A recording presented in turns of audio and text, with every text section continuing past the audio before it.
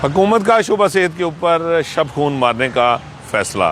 पंजाब हुकूमत बुज़दार सरकार के नक्शे कदम पर चलना शुरू हो गई है। जी हाँ,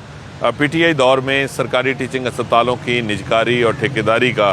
जो कानून था एमटीआई एक्ट, उसको नए नाम से अब पंजाब हुकूमत जो है वो नाफिज करने चली है। और पंजाब हुकूमत की जानिब से जब इसने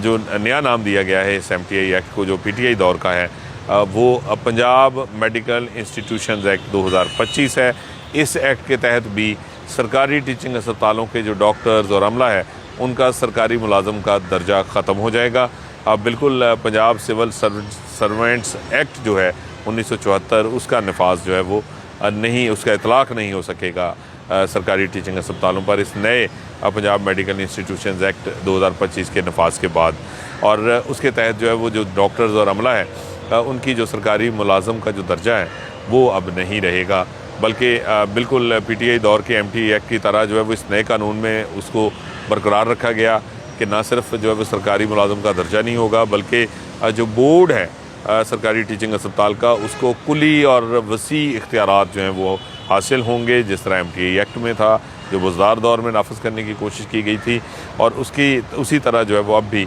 बोर्ड जो है वो ना सिर्फ डॉक्टर बल्कि तिब्बी अमले को भर्ती करने, बरतरफ करने, उसकी मुद्दत मुलाजमत का तयन करने का जो है वो इख्तियार रखता होगा। ये इख्तियार जो है वो बोर्ड्स को दिया गया है। बोर्ड्स की खुशनुदी हासिल रहने तक डॉक्टर्स और अमला मुलाजमत कर सकेगा सरकारी टीचिंग अस्पताल में। और जब भी बोर्ड जो है वो उनको जो है वो सरकारी टीचिंग अस्पताल के किसी डॉक्टर या अमले के किसी रुकन की जो कारकर्दगी है वो पसंद नहीं आएगी, वो मुतासरकुन नहीं होगी उनके लिए, या उनके ख्याल में वो बेहतर नहीं होगी, तो वो उनको मुलाजमत से फौरी तौर पे बरतरफ करने का इख्तियार रखते होंगे। और चूँकि सरकारी मुलाजम का दर्जा हासिल नहीं है, इसलिए जो है वो इस इक़दाम को जो डॉक्टर और तिब्बी अमले के अरकान हैं वो चैलेंज भी नहीं कर सकेंगे। ये बहुत ही एक एब्सोल्यूट अथॉरिटी है जो इस नए कानून के तहत जो कि नाफिज होने जा रहा है सरकारी टीचिंग अस्पतालों पे पंजाब भर में, इस कानून के तहत जो है वो बोर्ड को हासिल है। और ये बहुत एक अहम इख्तियार है जो दोबारा इस एमटीआई एक्ट में भी मौजूद था, और अब मौजूदा हुकूमत जो है वो इस नए कानून में, जिसको एमटीआई का ही नया नाम समझा जाए, नया कानून, उसका नया वर्जन समझा जाए,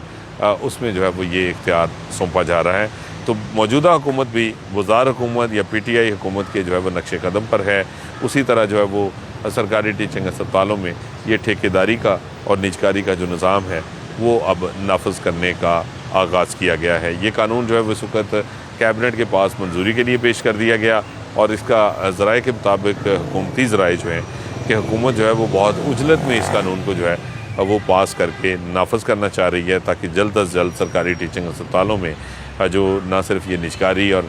ठेकेदारी का निज़ाम है वो मुतारफ़ करवाया जा सके, बल्कि डॉक्टर्स और तिब्बी अमले को जो है उसके ऊपर गिरफ्त को मजबूत किया जा सके, उनके गिर्द जो है वो शिकंजा मजबूत और मुस्तहकम किया जा सके, उसको कसा जा सके।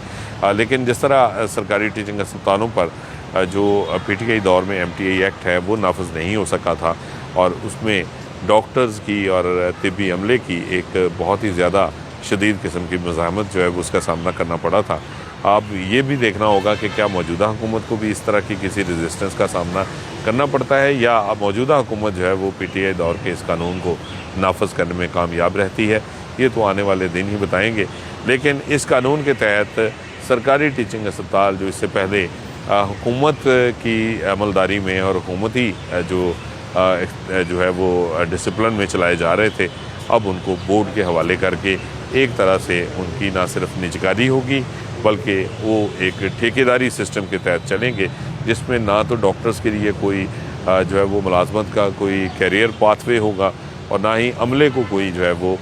इस हवाले से जो मुलाजमत का जो शेल्टर है, जो उनको एक प्रोटेक्शन है, वो हासिल होगी। बल्कि बिल्कुल प्राइवेट सेक्टर की तरह जब जी चाहेगा बोर्ड किसी भी डॉक्टर को रखेगा या निकालेगा, इसी तरह अमले का कोई भी रुकन जो है वो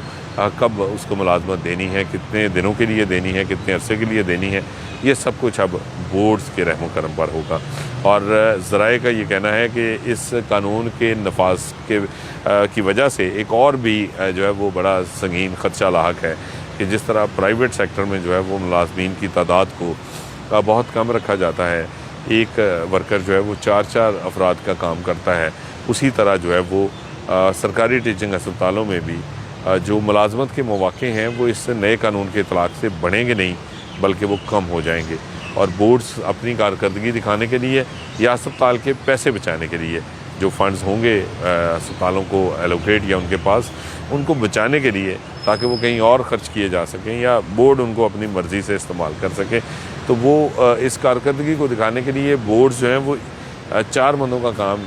کم از کم 2 لوگوں سے ضرور، ایک نہیں تو 2 لوگوں سے ضرور لینے کی کوشش کریں گے، جس سے جو موجودہ ملازمت کے مواقع ہیں سرکاری ٹیچنگ اسپتالوں میں ان میں بھی کمی آئے گی۔ اسی طرح جو ڈاکٹرز ہیں ان کے لیے چونکہ کیریئر کوئی نہیں ہوگا تو اس سے ایک